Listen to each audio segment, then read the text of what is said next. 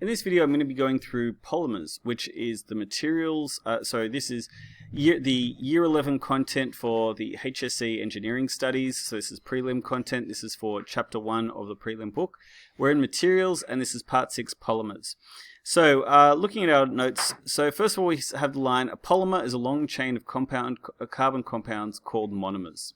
So when I was in high school, I remember having to summarize a very old textbook, probably from like the 60s or 70s, and it had that line. And I remember my friend and we said, polymers, dun, dun, dun, dun, are long chains of carbon compounds called monomers. The monomers don't have to be the same. And that has stuck with me now for 20 years, that line. So for you guys, if you want to remember polymers, well, they're long chains of carbon compounds. They're called monomers, and the monomers don't have to be the same. Okay, a natural example of a monomer is glucose, right? The chemical C6H12O6, right? Which we know better as sugar. I don't know why I didn't write the word sugar in there, but okay, the starch in potato, well, so if you have glucose jelly beans, they're just glucose. Sucrose is if you have double sugar. But if you have hundreds of them, right, hundreds of little glucose monomers, we call it starch. And starch is in potato, rice, and flour. Cellulose, a more complicated polymer, is made of glucose and some other polymers, but it's a chain of thousands and thousands of these. And we can't break down, so we can turn the starch in potatoes into sugar. We can break it down with the amylase in our saliva, whereas cellulose, we can't break that down. If you eat grass, you will get no nutritional value. Cows, on the other hand, they go the extra mile. They can get the nutritional value out of cellulose. They can turn it back into sugars. So what are plants made up of? Well, trees, right? If you're building a house, they're really just made up of lots of bits of sugar. Okay. Excuse me, I'm just about to cough. Okay, so most modern polymers are made from petrochemicals that can be formed from plants buried for millions of years. Polymers can be either thermosoftening or thermosetting. So I've got a video for this that I have set up earlier to save everyone time. So here we have a thermoset and a thermopolymer. So we can see that the thermoset is still deflecting because of the unequal expansion. This side is expanding because it's hotter than that side, so it's expanding more rapidly, causing it to bend. But look at this one, just droopy, droopy, droop. Right? So that's thermoplastics. They soften and yeah, so they're sometimes called thermosoftening plastics. So the thing is, we don't really like to use the word plastic in this course because plastic has a meaning. It's the opposite of elastic. It means the ability to be deformed. But when we talk about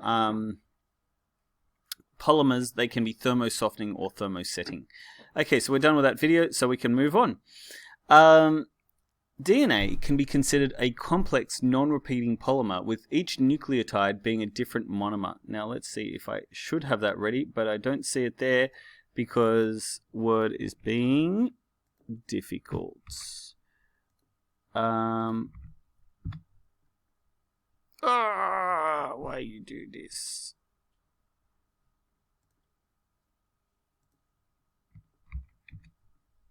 Okay, so DNA, we talk about 5 base pairs. It's actually a little bit more complicated than that, but we'll call 5 base pairs. We've got G, A, T, and C. So you can see cytosine is this monomer here. And really the monomer could actually be more complex because it actually includes the phosphate deoxyribose backbone, which is this part here. So really you could say the monomer is probably the all of that, right? And the monomer is just a complex, non-repeating monomer. So this is going to be relevant to stuff we look at later. Okay, so thermosoftening polymers are where we're going to start. So a thermoplastic, also known as a thermosoftening polymer, is any polymer or material which melts into a soft foam above a certain temperature and solidifies upon cooling. In this course, we learn about 11 main groups that should say the word of, thermoplastics. All can be recycled, but it is not as easy as many people think. So I have this video from Wendover, and it's called How China Broke Recycling. That's not really fair. The world just was not, they were sort of picking up the slack for everyone while they were, found that video and they must have closed it. You know what? You can watch that in your own time. What I'm going to shout out to is a podcast on the same topic, which is Operation National Sword. So this is 99% Invisible. If you just type in 99PI, that usually finds a 99% Invisible podcast. And for a long time, China, they go into more detail on the Wendover video. They talk about how for a long time, China sends a lot of stuff to America and to Europe, right? They make a lot of stuff in their factories and they send it in ships to America. That makes sense? We're all good with that? I'm seeing some nodding heads. Okay. America doesn't make a whole bunch of stuff to ship back to China. So that means that there's a trade deficit, means that there's an empty containers going back to China. And you know what China said? China said, hey, you know what? If we get those Americans to fill up those containers with plastic, we can then recycle it and someone will make a bit of money.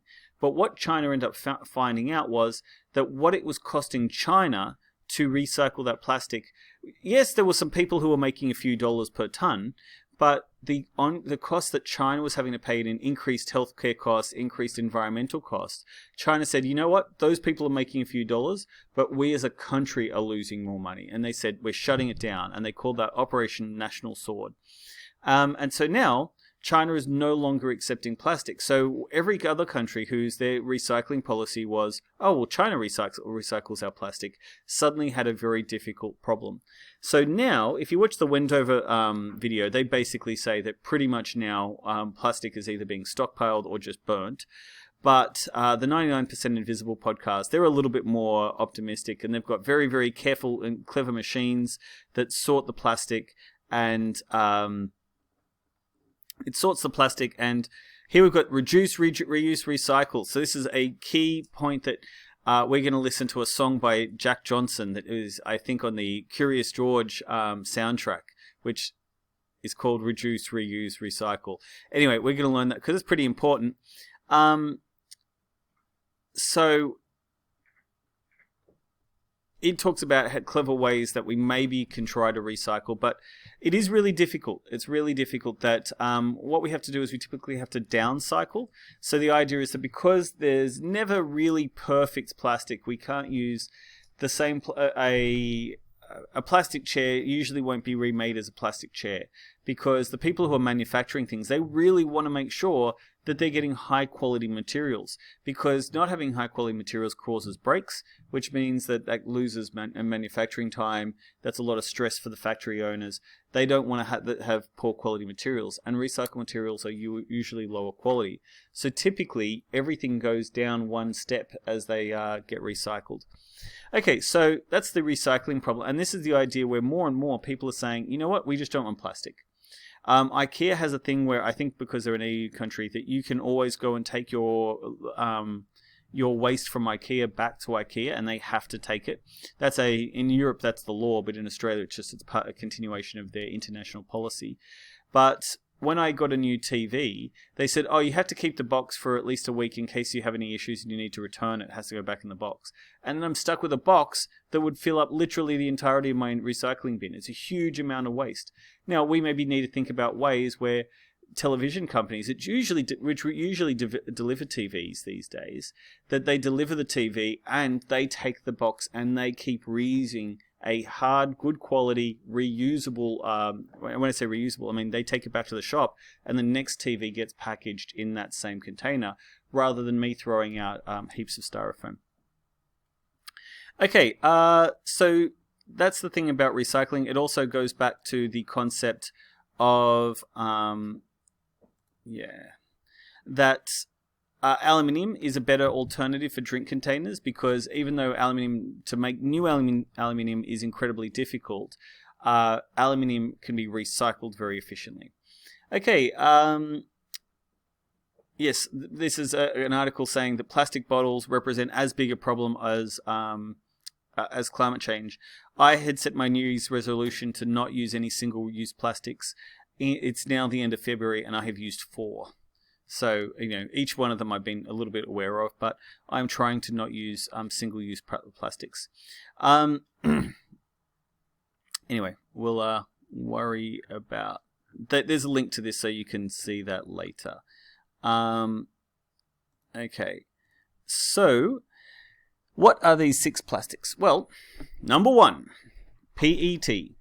We're going to go through all of these in detail. Number 2, high density polyethylene. Number 3, PVC. Number 4, LDPE. So 2 and 4, they're the same thing, right? Just different densities. Number 5, polypropylene, and number 6, polystyrene. Okay, so PET, also written as PET with an E, so 4 letters, is, I don't even try to spell it out loud. That probably gives you a good indication that I don't know what it is either. It's polyethyl tetra something.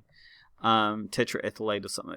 The point is I don't know. I could look it up, but the point is I don't know. If you want to look it up, you can. I just call it PET plastic. Okay, so it's used in drink bottles. So if you have anyone have a Coke bottle or something like that on them, a water bottle that is a single-use plastic. If you do, if you look at it, you'll see. Excellent. Can you have a look and see if there's a triangle on there?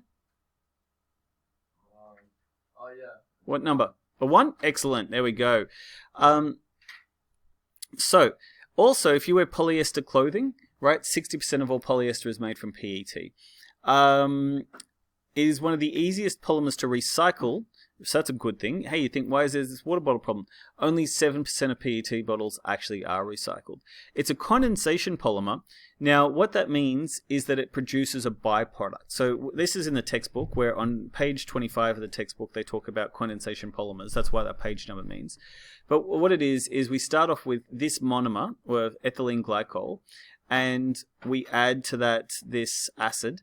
And what we get is, I do have the word, polyethyl terephthalate plus some amount of water. Yeah, so for every monomer of these two that we add together, we produce water. That's why it's condensation, is because most of the time the byproduct is water. So water, we think of condensation on the side of a bottle. Okay, so that's what it looks like. And here we can see a visualization. So that we've got a benzene ring here, and this is what it looks like as a big long string. So you will not be... So there has been one HSC question where you had to recognize polyethylene, right? You had to recognize the monomer, which ironically is not the one that I don't show a monomer for HTPE. Ironic? I'm going to say it's ironic. But I will include that somewhere on the notes for this, the one HSC question where you had to recognize the monomer for polyethylene, because polyethylene is the most commonly used plastic. But I'm just including these really just as to fill up space, just to make it look pretty. But you don't need to learn the monomers, is the point I'm getting at. What I used to do is I used to set homework where every kid was assigned a monomer and they had to show the monomer in class. Didn't work out that well, so I just have them here. Maybe I might do that for homework where I make you guys look up these monomers. Okay, so we're now moving on to the next one, HDPE. I don't know why it's not in the same format as everything else. Polyethylene is the most commonly used plastic. I like to say it's the plastic so nice they named it twice, right? It's got number 2 and number 4. It's the most commonly used. So high density polyethylene, that's what goes into this double barrel thing here, is strong and easy to process. It's resistant to impacts, it means it's tough, and it's non-toxic. It's mainly used. Alex, can you have a look at your bottle? Yeah. Have a look at the cap and tell me what number is on the cap. You might have to look on the inside. So I've got my SodaStream bottle, and the base of my SodaStream bottle does in fact have a number 1 for PET. Sounds like a serial number. Bring it up here. That one's hard to see. Here you go. Don't touch it too much with your germy hands. Like you might need a torch. No, the blue thing. Show me the blue. Yeah.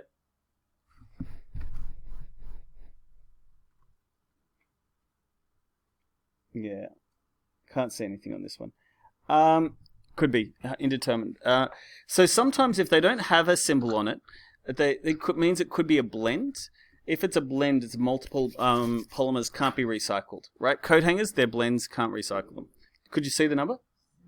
7. There you go. Okay, we'll get to 7 in a second. You notice that I cut from this picture. Oh, the bonuses you people are getting that I might not show. If you see here, is there the rest of this picture? No. Okay. I must have when I took the screenshot. There is a 7. 7 is everything else. Okay. But generally, Coke bottles, the lids of Coke bottles are number 2. Milk bottles are often made out of 2. I mean, the whole milk bottle. Bleach bottles, often number 2. Okay. It's used for chemical bottles and bins. Okay, number 3 is PVC. Why am I saying PVC? Because it's number 3, and all the letters rhyme with 3. PVC. PVC. Better known as vinyl. PVC is resistant to wear, chemicals, and fire. But, hilariously, it's poisonous when it burns. Maybe not hilariously. I didn't want to say ironically, but I think that's somewhat ironic. Anyway, it is used for pipes. So you may have seen PVC pipes and conduits. That it's also used for pretty much all of our electrical cables and our power points, also known as outlets. So if you look at behind Aiden on the wall, you can see an electrical conduit, like a pipe, a thin pipe, and then the power point and the power plug, all of that stuff's made out of PVC. Also, maybe near the door, is there a little plastic thing on the floor? No? Okay. In some rooms, we have that. We have vinyl flooring, so you can have plastic tiles, which is vinyl. Back in the 90s, people like, kind of like goths, but they were industrial. They wore vinyl clothing. You don't see vinyl clothing quite as much as you used to. What else do you use vinyl for? Vinyl records are made out of vinyl. Credit cards, flooring, clothing. Yeah, we talked about that. Blood bags are made out of vinyl or PVC, and records. It is the 3rd most commonly used polymer. PVC number 3. Okay. LDPE, the plastic so nice they named it twice. 2 squared is 4. 2 times 2 is 4. Anyway, it helps you to remember it.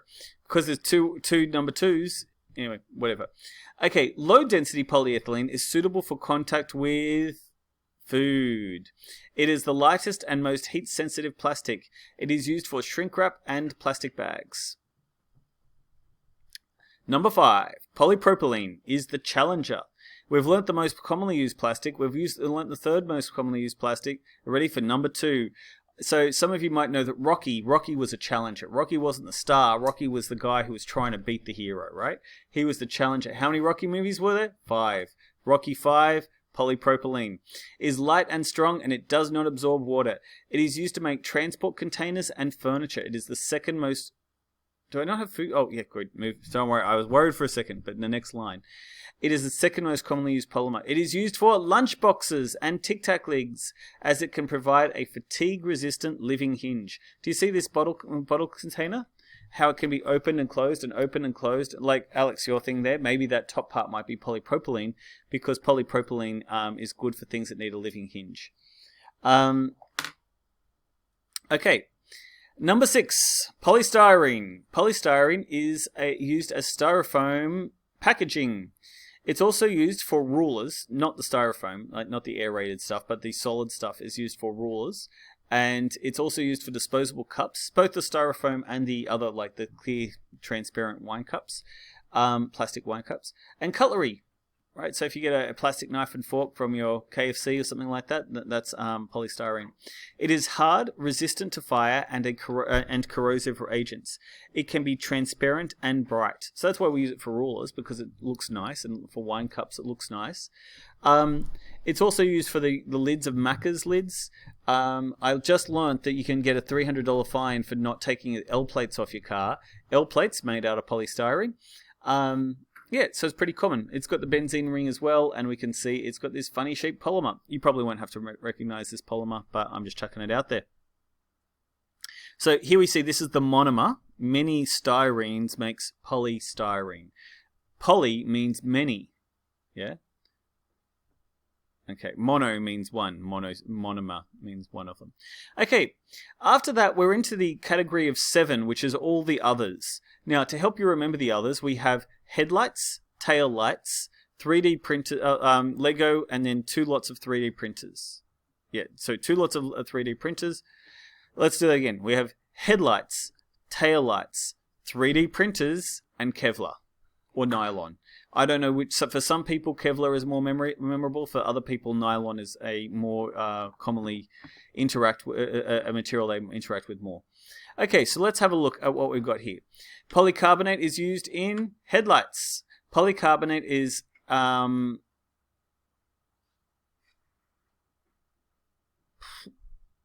well, for stars it should say has.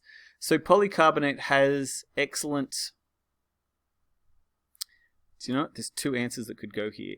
I'm pretty sure so it definitely has excellent transparency, and is used in car headlights and bulletproof windows. It is tough and stable. Okay, the other one I was going to say is it also has excellent toughness, but I'm pretty sure it's transparency. It is the most transparent of all the materials, which is why we use it for headlights. Whereas tail lights, they don't need to be as transparent, so it has a little bit. Acrylic has a little bit more toughness.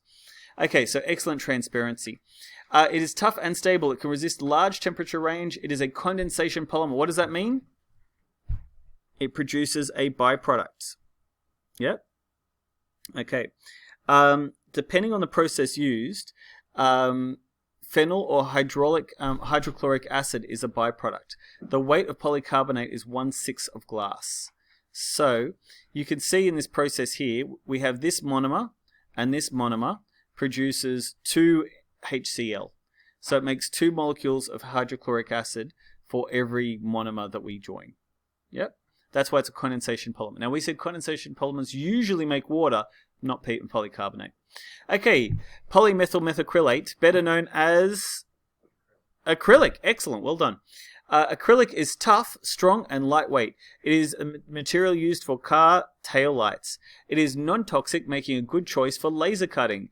It is something. There's a full stop there, it shouldn't be there. Meaning it is safe for implants and used in dentistry and orthodontics. It is bioinert. BIOINERT. Bioinert. Meaning that it is safe for implants and can be used in dentistry and orthodontics. So if we have a hip implant, it could be made out of acrylic because it doesn't, your body doesn't attack it as a anyway. Okay. ABS is a copolymer, meaning it's made of several different monomers. So here we have A, which is acrylonitrile, and then we have styrene, which we saw before from polystyrene, and we have butadiene. Anyway, you can see that I just call it ABS. I didn't refer to it as anything else. I expect you just to know it's ABS. ABS is a copolymer, meaning it is made from several different copolymers are made from several different monomers. See page 24 of the Copeland textbook. It is commonly used in 3D printing, although there are now concerns about toxicity, because at very high temperatures it's toxic, and even though 3D printers are at low temperature, people are worried about prolonged exposure to 3D printing. But it does 3D print really well. It is the material used to make, well, let's go to my videos. It's the material used to make. Their business model is pretty simple. They buy plastic for $1 and sell it for $75. Beneath this simplicity, Lego's business model is simple. Buy plastic for $1 and sell it for $75. I really like Business Casual. I think he does a great job for all of his things. I will use a couple. I will use Boeing and I will use the Bell Telephone Company when we get up to those units in year 12. But great work, Business Casual. Love it. It's a pun because sometimes people wear I kind of dress in business casual in that I wear a business suit, business shirt, but I don't wear a tie or a suit. Yeah. Another reason I like him. Okay, polylactic acid is a something polymer that, unlike most polymers, it's a biodegradable polymer. A biodegradable polymer. Unlike most polymers, it is not made from petroleum, but from corn or other farmed crops. It is commonly used in 3D printing because it can actually be reused for 3D printing. You got to be pretty keen, but at the very least you can chuck it in the compost if you don't like the 3D printing you made. Excuse me.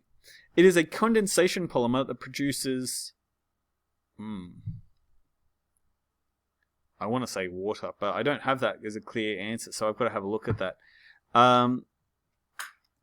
Okay, let's see why I did that. Because if memory serves, it does not have a nice, easy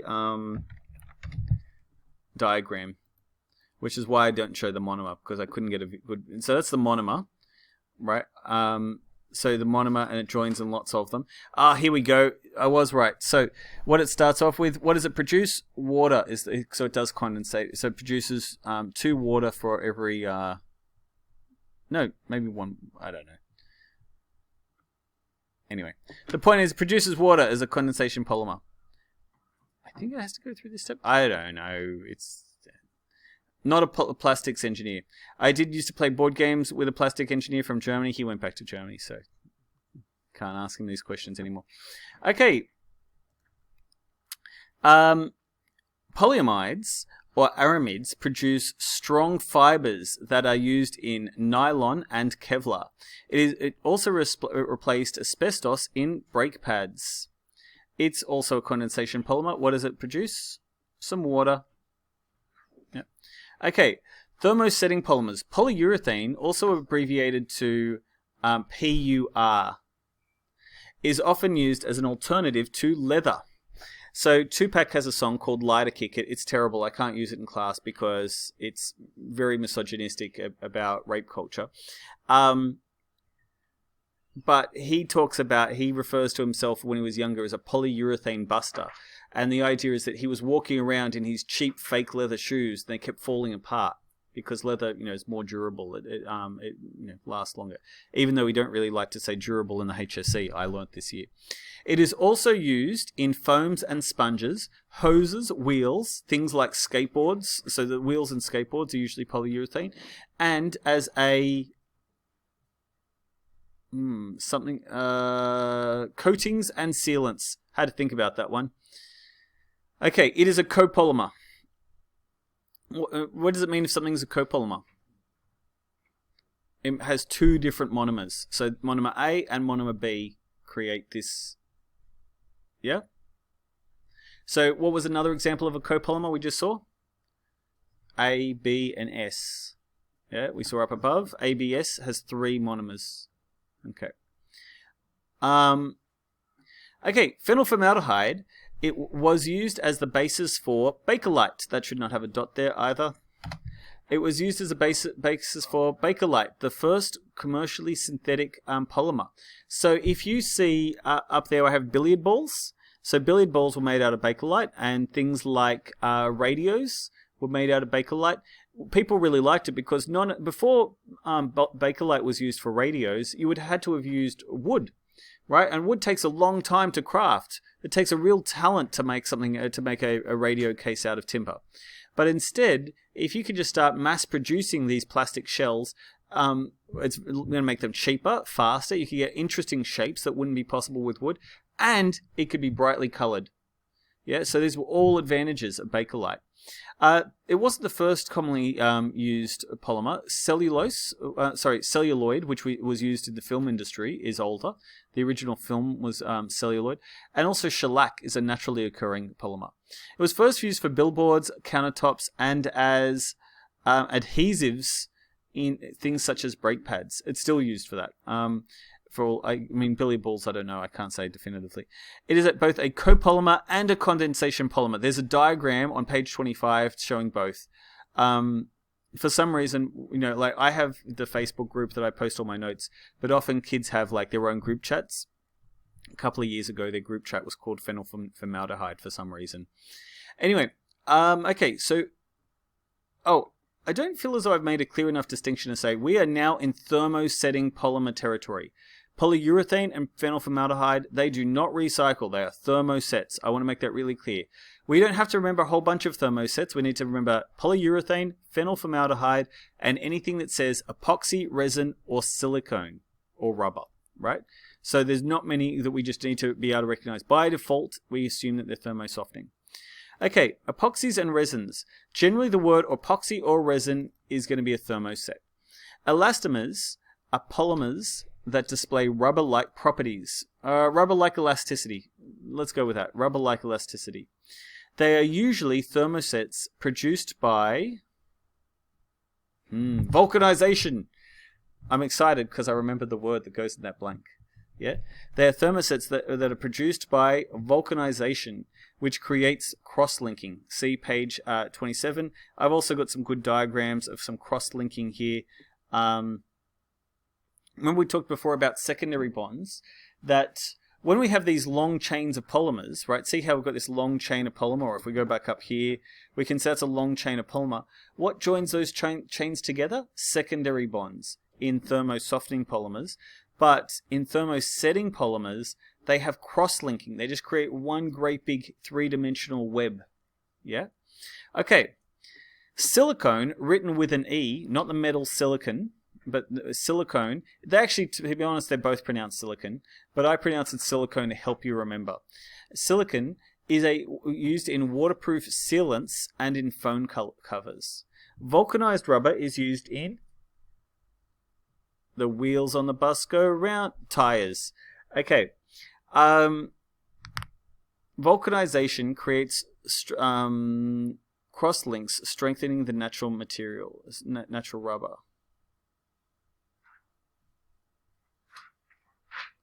I'm concerned that I have vulcanization twice,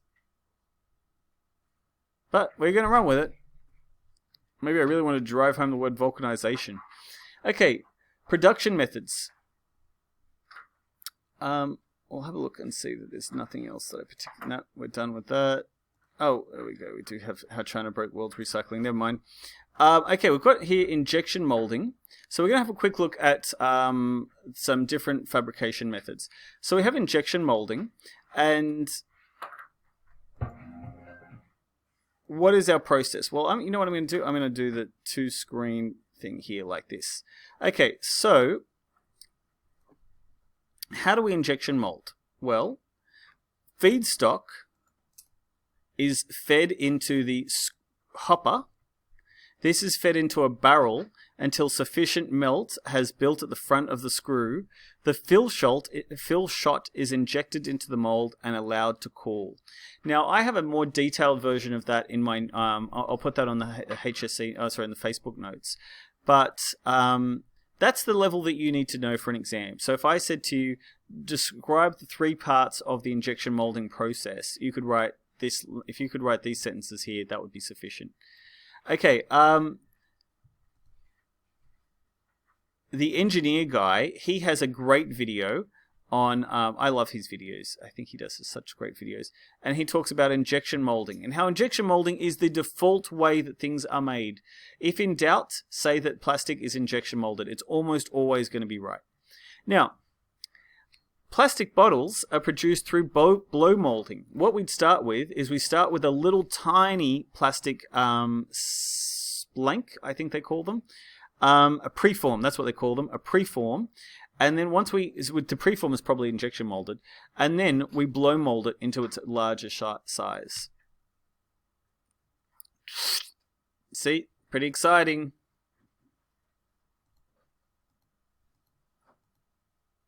Okay. There's one more method. Vacuum forming is used to make plastic containers, tubs, and electrical enclosures. So things like your PowerPoints.